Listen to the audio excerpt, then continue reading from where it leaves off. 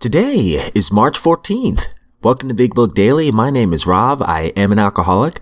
It's a thrill, honor, and joy to be here with you this morning as we journey through the Big Book of Alcoholics Anonymous and the 12 Steps and 12 Traditions. Today, we're going to be reading out of the Big Book, actually finishing off the Pioneers of AA, Our Southern Friend, pages 216 through 218. And out of the 12 and 12, we are going to continue our journey through Step 9. We're going to read the second half of page 85.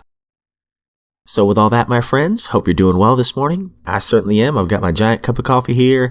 Life is good. So we will get to the good stuff.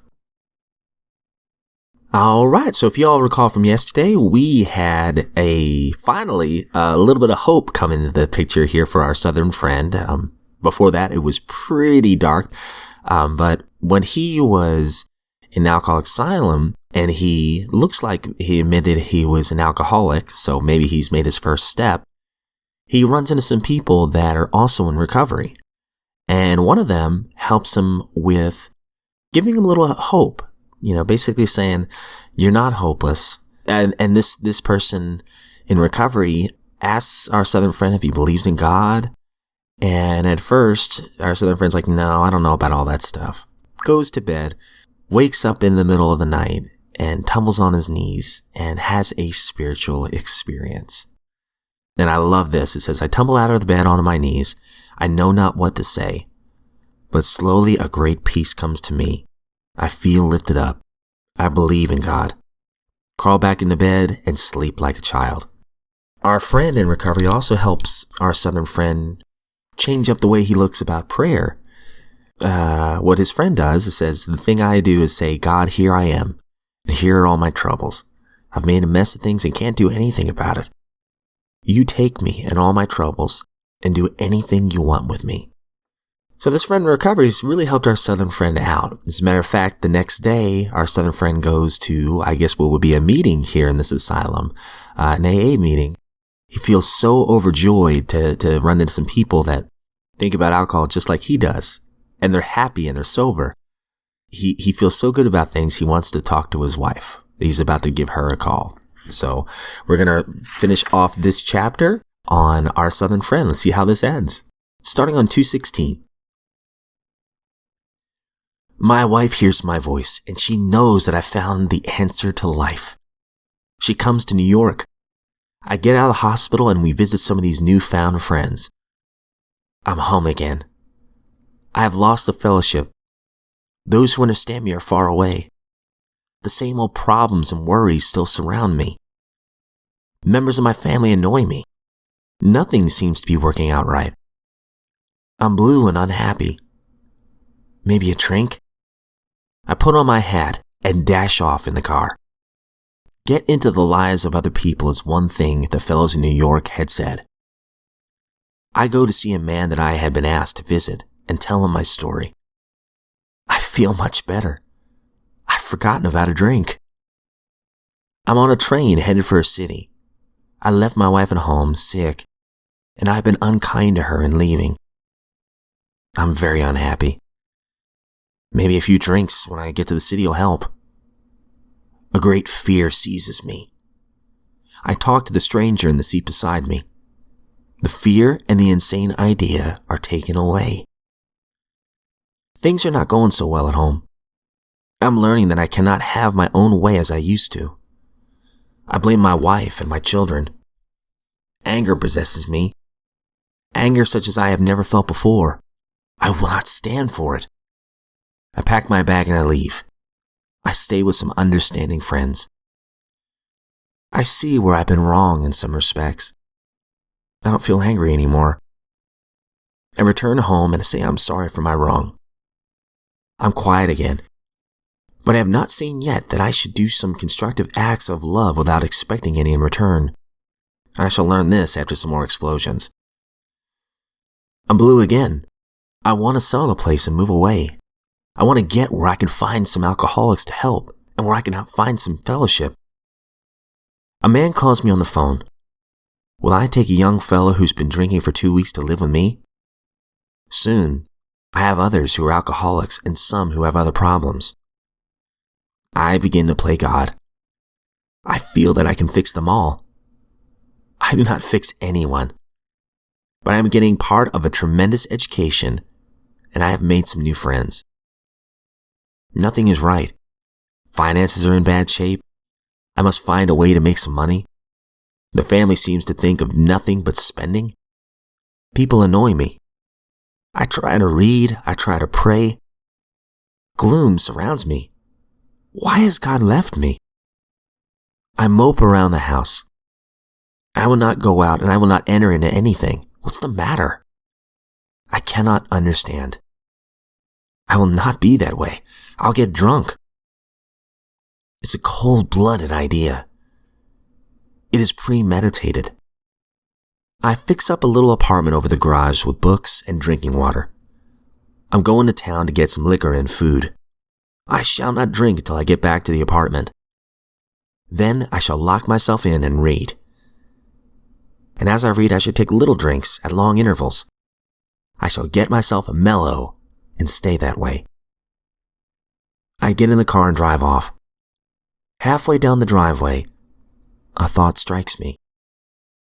I'll be honest anyway. I'll tell my wife what I'm going to do. I back up to the door and I go into the house. I call my wife into the room where we can talk privately. I tell her quietly what I intend to do. She says nothing. She does not get excited. She maintains a perfect calm.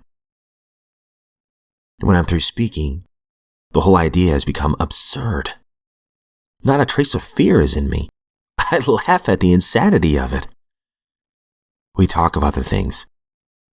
Strength has come from weakness. I cannot see the cause of this temptation now, but I am to learn later that it began with my desire for material success becoming greater than my interest in the welfare of my fellow man. I learned more of that foundation stone of character, which is honesty.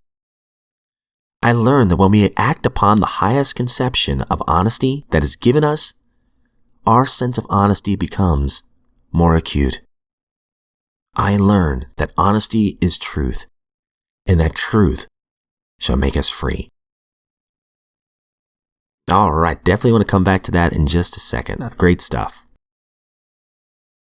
All right, my friends, so in the 12 and 12, we are on step 9, which is made direct amends to such people wherever possible, except when to do so would injure them or others. Yesterday, we talked about how, for people who receive our amends very joyfully and are very gracious and appreciative, sometimes that's going to give us, this sense of confidence and eagerness to where we want to go ahead and make amends all the time. Then we also talked about in the 12 and 12 how what happens when we don't get the forgiveness that we're hoping for. What happens then? And I love the last line that we read yesterday. If we have prepared ourselves well in advance, such reactions will not deflect us from our steady and even purpose. Again, it's not necessarily about being forgiven. It's about cleaning our side of the street and admitting our wrongs to somebody else. We can't control their reaction. The only thing we can control is our attitude. So we're going to finish off the page of page 85, going into 86. After taking this preliminary trial and making amends, we may enjoy such a sense of relief that we conclude our task is finished. We will want to rest on our laurels. The temptation to skip the more humiliating and dreaded meetings that still remain may be great.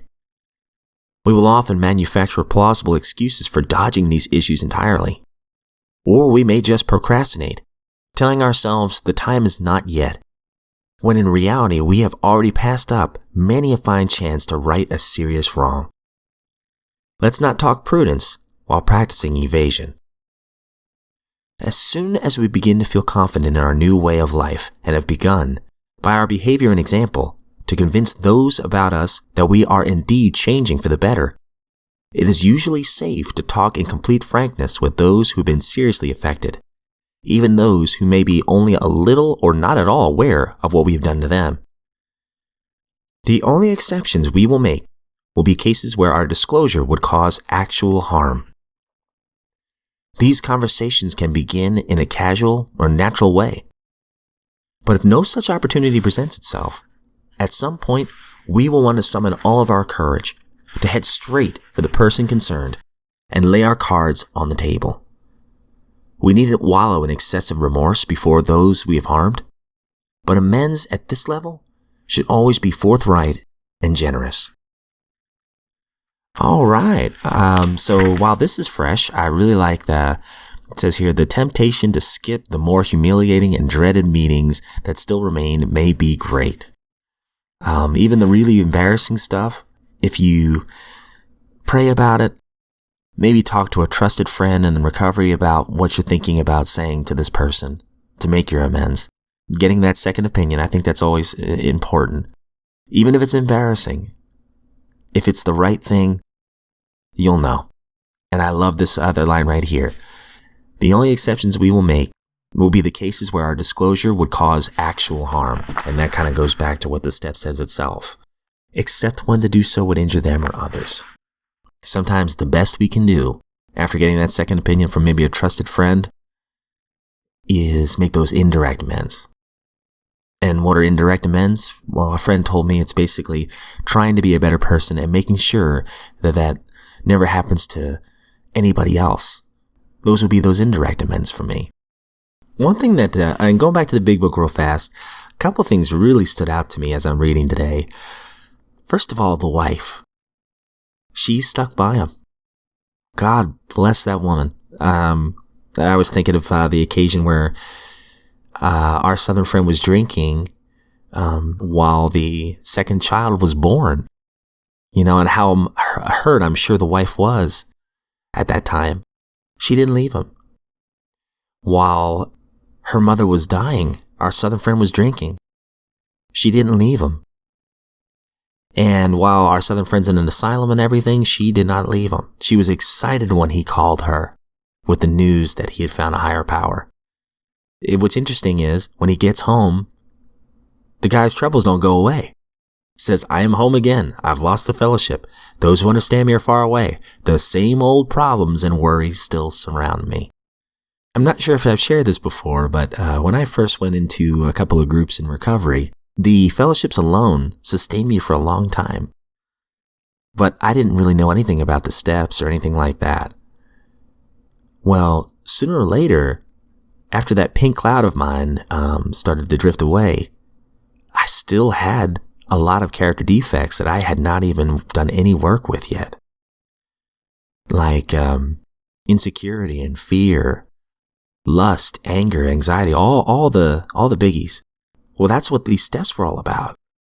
It's helping me to help tackle those things with a rigorous honesty. So it reminds me of what's going on with our southern friend here. You know, he doesn't have a fellowship around him, and he's starting to feel that temptation to drink. All the same problems. They're coming back. And once again, the wife doesn't leave him during all these trials. Finally, after several exploits, he's about to go out and drink. He tells his wife of the plan. He for some reason, and I feel like I know what that reason is, he stops his car, goes back in the house, tells his wife that he's about to get some drinks and drink for the rest of the day. And as he's calmly telling his wife, she doesn't even scold him. She just listens calmly. And as the man is saying all this stuff out loud, he realizes how ridiculous this all is. So once again, this wife, his partner, she's a very strong woman. Very strong woman. Really have a lot of respect for her. And I think sometimes our family members that stick by us, even in our ugliness, they don't get the praise and admiration that they deserve. My wife included. That's why I want to make my direct and indirect amends to her every day. Another thing that I gain from this is every time he wants to drink, at least what's mentioned here, he tries to find somebody else, and somehow that gets his mind off of it. And then he tells his wife once again that he's about to do it. His rigorous honesty prevents him from getting that drink. So what I gather is work with others and be honest. Great examples of that in this testimony here. Just a great reminder for me. Thank you all so much for listening. Hope you all have a great day today. As always, I don't speak on behalf of AA. I am just a friend in recovery. Don't speak on behalf of NA or any other organization whatsoever. Just happy recovering drunk. And I'm so glad you're here with me. Hope you all have a great day, and I look forward to seeing you back here tomorrow.